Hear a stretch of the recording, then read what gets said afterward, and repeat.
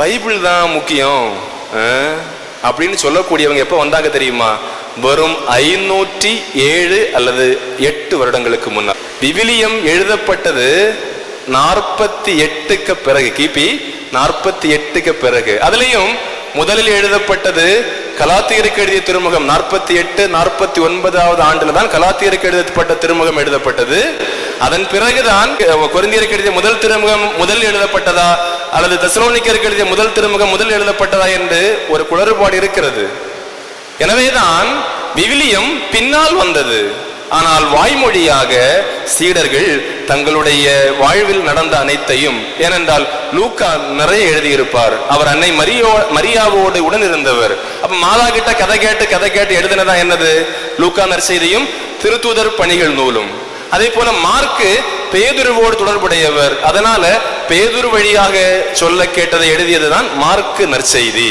அதையும் 3ஆம் நூற்றாண்டிலே தூய ஜெரோம் தான் என்ன செய்கிறார்? தொகுத்து தருகின்றார். அதை பாதுகாத்து இன்று வரையில் நமக்கு தந்தது கத்தோலிக்க திருஅவை.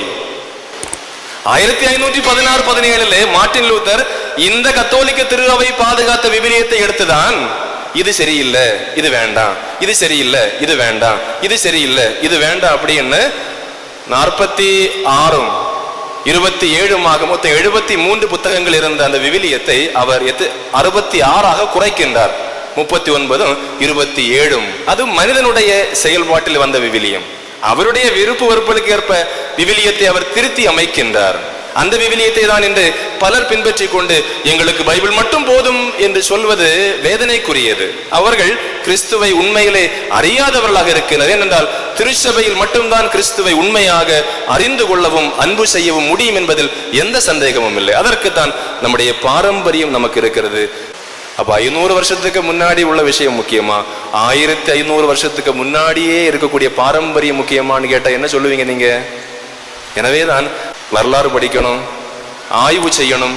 விசுவாசத்தை பற்றிய விஷயங்கள் திருச்சபை ஏராளமாக CCC Catechism of the Catholic Church, கத்தோலிக்க மறைக்கல்வி என்ற ஒரு புத்தகமே, பெரிய புத்தகமே இருக்கிறது.